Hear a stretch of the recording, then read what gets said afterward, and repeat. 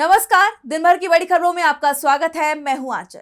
आज इस बुलेटिन में बात होगी मोदी सरकार के खिलाफ कांग्रेस के बड़े प्लान की। ये decision directly prime minister office से लिया गया है।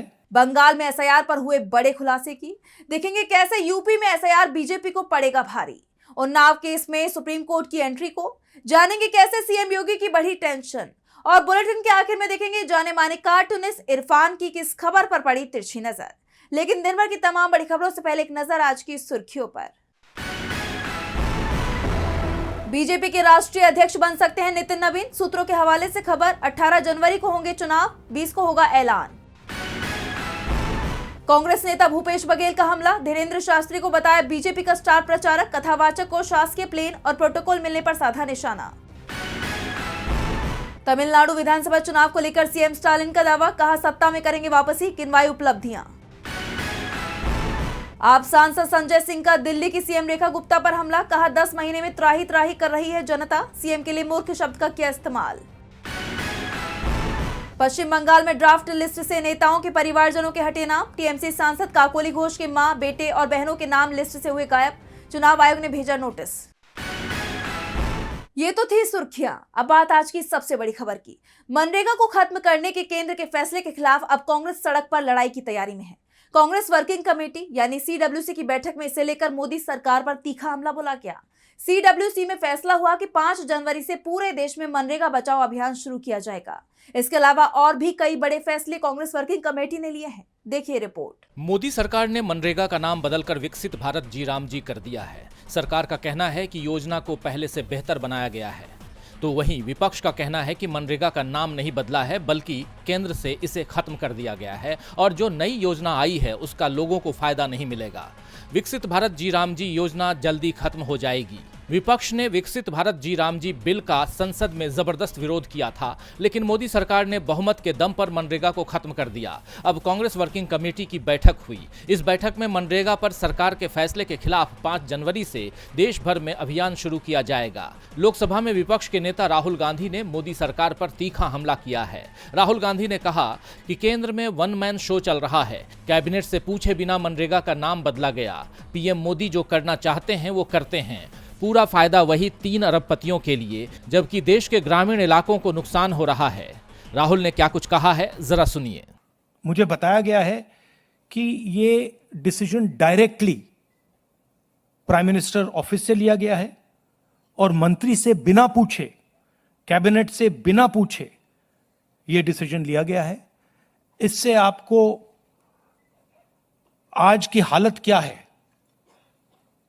उसके बारे में पता लगता है कि वन मैन शो चल रहा है और जो भी नरेंद्र मोदी जी करना चाहते हैं वो करते हैं और पूरा का पूरा फायदा वही 2-3 अरबपतियों। राहुल गांधी ने कहा कि मनरेगा सिर्फ योजना नहीं थी बल्कि काम की गारंटी थी, लोगों की आय की गारंटी थी। मोदी सरकार ने इस गारंटी पर हमला किया है। तो वहीं कांग्रेस अध्यक्ष मल्लिकार्जुन खड़गे ने कहा इस समय लोकतंत्र, संविधान और नागरिकों के अधिकारों पर चारों तरफ गंभीर संकट छाया है। ये संकट सरकार की कार्यशैली ने पैदा किया है। सरकार ने ग्रामीणों के लिए महत्वपूर्ण मनरेगा को खत्म कर दिया है, जिसने करोड़ों गरीबों और कमजोर तबके के लोगों को बेसहारा कर दिया है। मोदी सरकार का मनरेगा को समाप्त करना राष्ट्रपिता महात्मा गांधी का अपमान है। मोदी को गांधी सरनेम से दिक्कत है, इसीलिए मनरेगा को खत्म किया गया है। खड़गे ने कहा कि मनरेगा के लिए अब देशव्यापी आंदोलन की जरूरत है। हमें देश के कोने कोने में इसे पहुंचाना होगा। आंदोलनों से ही मोदी सरकार को झुकाया जाएगा, क्योंकि इससे पहले जनवरी 2015 में जब मोदी सरकार ने कॉरपोरेट हितों में भूमि अधिग्रहण कानून बदला तो कांग्रेस के लोग सड़कों पर उतर आए। सरकार को पीछे हटना पड़ा। जून 2020 में लॉकडाउन के बीच सरकार ने 3 काले कृषि कानून थोप दिए। इसके विरोध में आंदोलन कर रहे 700 से ज्यादा किसानों ने शहादत दी। सरकार ने कीलें बिछाई, पानी की बौछारें चलाई, उनका दमन किया। हम किसानों के हक में डटे रहे और नवंबर 2021 में प्रधानमंत्री को किसानों से माफी मांगते हुए कानून वापस लेने पड़े। काले कृषि कानूनों की वापसी की भविष्यवाणी राहुल गांधी ने बहुत पहले कर दी थी और हाल ही में राहुल गांधी ने यह भी भविष्यवाणी की है कि मोदी सरकार को दोबारा मनरेगा बहाल करना होगा। पिछले 76 सालों में संविधान ने देश के नागरिकों को इतना सिखा दिया है कि कोई तानाशाह उनका अधिकार छीन नहीं सकता। वहीं खड़गे ने कहा कि हमारी जिम्मेदारी है कि मनरेगा के लिए लड़ें, आंदोलन खड़ा करें और ये लड़ाई हम जीतेंगे। कांग्रेस की बैठक ने बीजेपी की बेचैनी बढ़ा दी है तो बंगाल एसआईआर को लेकर चौंकाने वाली खबर सामने आई है। बताया जा रहा है कि आयोग का सॉफ्टवेयर तय कर रहा है कि किस वोटर को नोटिस देना है, जबकि यह अधिकार सिर्फ ईआरओ के पास है। ये मामला सामने आने के बाद कई सवाल खड़े हो रहे हैं कि ये कोई टेक्निकल गड़बड़ी है या फिर सोची समझी साजिश। जानेंगे इस रिपोर्ट में। पश्चिम बंगाल में जारी एसआईआर को लेकर नया विवाद खड़ा हो गया है। राज्य के सिविल सेवा अधिकारियों ने चुनाव आयोग के सेंट्रलाइज्ड सिस्टम पर गंभीर सवाल उठाए हैं। अधिकारियों का आरोप है कि चुनाव आयोग का सॉफ्टवेयर उनकी जानकारी के बिना खुद ब खुद वोटर लिस्ट से नाम हटा रहा है, जबकि कानूनन ये अधिकार सिर्फ इलेक्टोरल रजिस्ट्रेशन ऑफिसर यानी ईआरओ के पास है। आइए समझते हैं कि ये पूरा मामला क्या है। दरअसल Paschim Bengal civil service officers association ने मुख्य चुनाव अधिकारी को चिट्ठी लिखकर अपनी चिंता जाहिर की है। मामला करीब 1.67 करोड़ वोटर से जुड़ा हुआ है, जिनकी पहचान में विसंगतियां पाई गई हैं। इनमें से 31 लाख वोटर्स ऐसे हैं जिनका डेटा 2002 के रिकॉर्ड से मैच नहीं हुआ, जबकि 1.36 करोड़ मामलों में लॉजिकल एरर्स मिले हैं। एसोसिएशन का कहना है कि चुनाव आयोग के पोर्टल पर नोटिस पहले से भरे हुए आ रहे हैं। इन पर ईआरओ के नाम तो दर्ज हैं, लेकिन उन्हें जारी करने में अधिकारियों की कोई भूमिका नहीं है। सॉफ्टवेयर खुद तय कर रहा है कि किसे नोटिस भेजना है और किसका नाम हटाना है।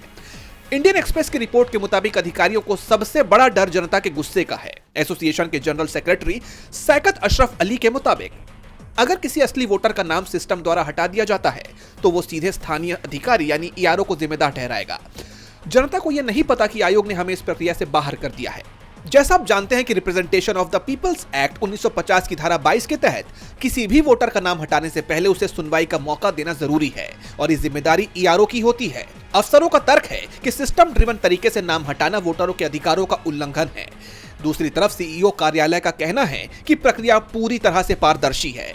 अधिकारियों का दावा है कि सभी जिला निर्वाचन अधिकारियों को अक्टूबर में ही विस्तृत निर्देश दे दिए गए थे। फिलहाल उन 31 लाख लोगों की सुनवाई की तैयारी चल रही है जिनका डेटा पुराने रिकॉर्ड से मैच नहीं हुआ है। इसके बाद ही एरर वाले बाकी 1.36 करोड़ मामलों पर विचार किया जाएगा। ये मामला इसलिए भी अहम है क्योंकि अगर बड़े पैमाने पर नाम कटते हैं तो इसके राजनीतिक परिणाम गंभीर हो सकते हैं। बंगाल एसआईआर को लेकर हुए खुलासे ने चुनाव आयोग पर कई सवाल खड़े कर दिए हैं, तो उत्तर प्रदेश में भी एसआईआर सवालों के घेरे में बना हुआ है। यूपी में एसआईआर की प्रक्रिया 26 दिसंबर को पूरी हो गई, जिसमें करीब 3 करोड़ वोटर्स के नाम कट गए हैं, जिसे लेकर सपा प्रमुख अखिलेश यादव ने चुनाव आयोग और बीजेपी पर जमकर निशाना साधा है। साथ ही वोटर्स के नाम कटने का पूरा राजनीतिक गणित भी समझाया है। तो क्या कुछ बोले हैं सपा प्रमुख, जानने के लिए देखिए रिपोर्ट। उत्तर प्रदेश में एसआईआर के पहले चरण का काम पूरा हो चुका है। मुख्य निर्वाचन अधिकारी नवदीप रिणवा ने बताया कि एसआईआर से पहले यूपी में 15 करोड़ 44 लाख मतदाता थे।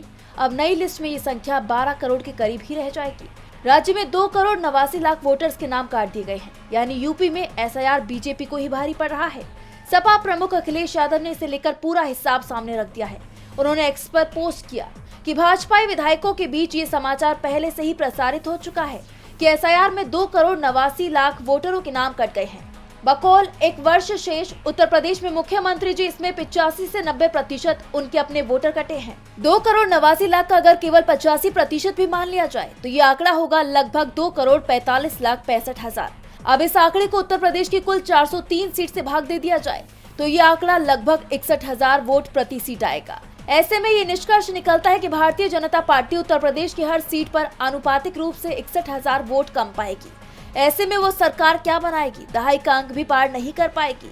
अखिलेश के इस गणित से ये साफ हो रहा है कि बीजेपी 2027 में होने वाले यूपी विधानसभा चुनाव में हर सीट पर कम से कम 61,000 वोट गंवाने वाली है, जो कोई छोटा मोटा आंकड़ा नहीं है। अखिलेश ने आगे दावा किया है कि भाजपा एसआईआर ने अपने खोदे गड्ढे में भाजपा को ही गिरा दिया है।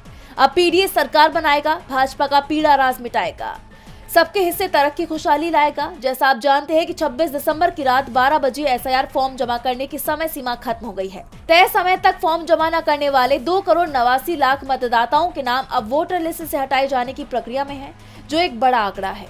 एसआईआर का फाइनल ड्राफ्ट 31 दिसंबर को आएगा। वहीं अब इस पर अखिलेश यादव ने दावा किया है कि इसमें बीजेपी को हर सीट पर करीब 61,000 वोटों का नुकसान होगा। चर्चा है कि बीजेपी को एसआईआर भारी पड़ सकता है, तो सुर्खियों में लगातार उन्नाव मामला भी बना हुआ है। आरोपी कुलदीप सिंह सेंगर को दिल्ली हाईकोर्ट से जमानत मिलने के बाद जनता में भारी आक्रोश है, लोग प्रदर्शन कर रहे हैं। इस बीच सीबीआई ने दिल्ली हाईकोर्ट के इस फैसले को सुप्रीम कोर्ट में चुनौती दी है। तो क्या है पूरी खबर, जानेंगे इस रिपोर्ट में। दिल्ली हाईकोर्ट ने उन्नाव मामले में बीजेपी के पूर्व विधायक कुलदीप सिंह सेंगर की उम्र कैद की सजा को निलंबित कर दिया, जिसके बाद बड़ा विवाद खड़ा हो गया है। कोर्ट के इस फैसले ने सियासी गलियारों का पारा हाई कर दिया है। जनता में भी काफी आक्रोश है। तो वहीं अब इस मामले में सीबीआई ने सुप्रीम कोर्ट का दरवाजा खटखटाया है और जमानत को रद्द करने की मांग की है। सीबीआई ने सुप्रीम कोर्ट में विशेष अनुमति याचिका दाखिल की है, जिसमें कहा गया है कि ये मामला बहुत गंभीर है और दोष सिद्धि के बाद भी दी गई राहत न्याय के हितों के खिलाफ है।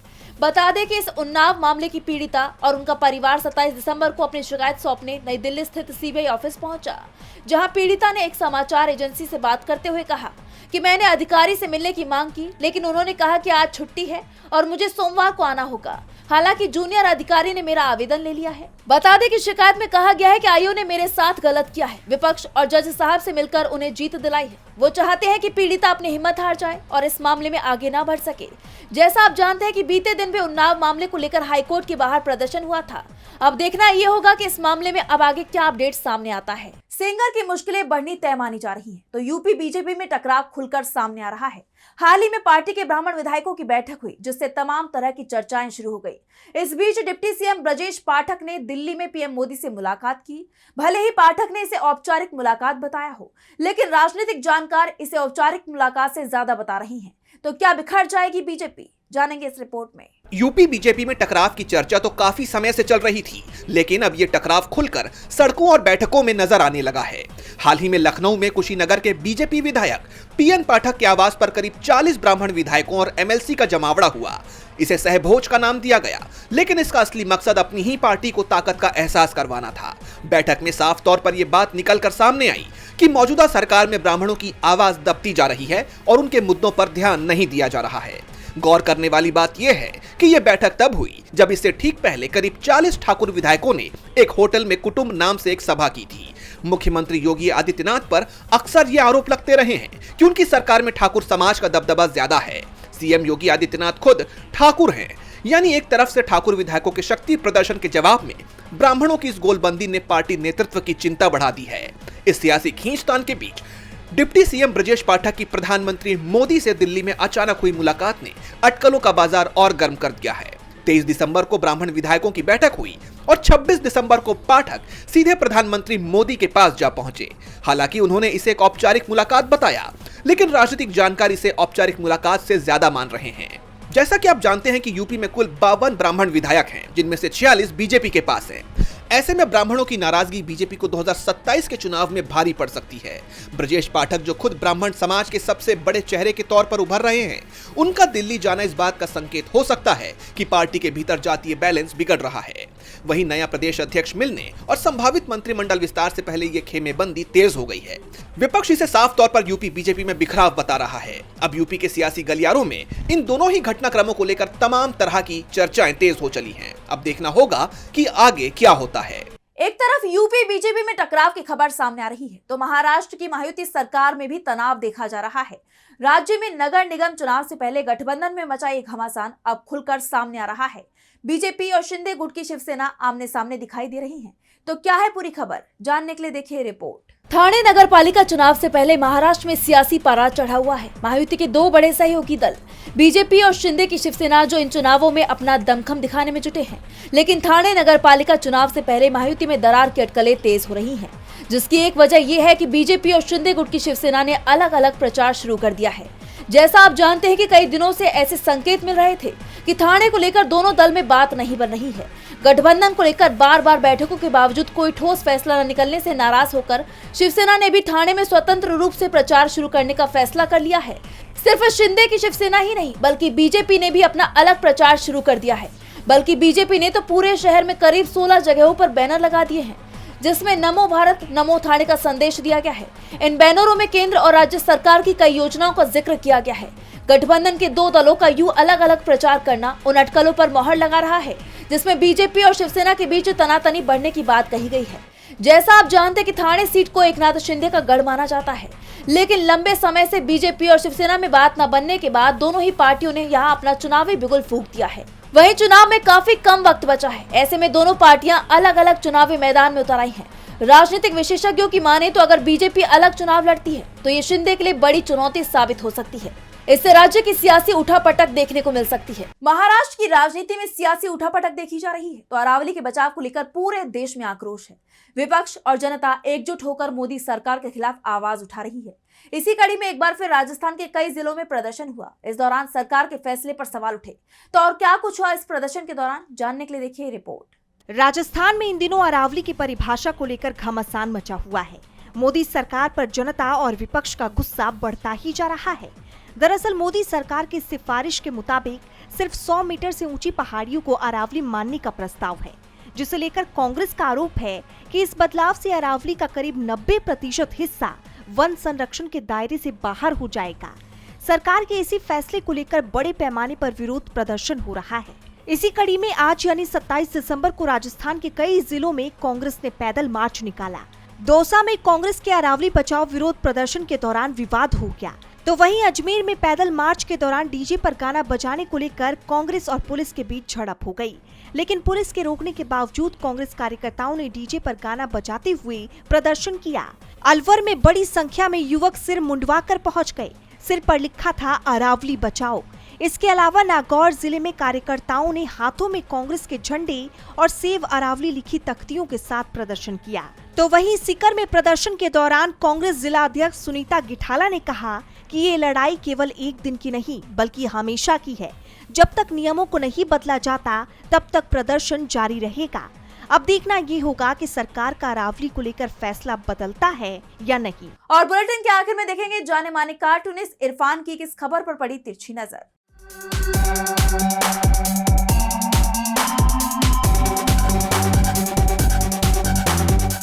देश की सबसे बड़ी पार्टी और उसकी राज्य सरकारें कोई ऐसा काम नहीं करती हैं जिसके जरिए उनका और उनकी पार्टी का कोई एजेंडा दिमागों में नहीं बैठता। यूपी में शिक्षा विभाग ने एक नया आदेश जारी किया कि सारे स्कूलों में अब अखबार डालना अनिवार्य हो जाएगा। बहुत अच्छी बात है, बच्चे अखबार पढ़ते रहें, लेकिन क्या बच्चे वही अखबार पढ़ेंगे जो आम लोग पढ़ा करते हैं घरों में, या उनके लिए कोई नए अखबार छापकर स्कूलों में डाले जाएंगे? क्योंकि चुनावी साल है, कुछ भी हो सकता है।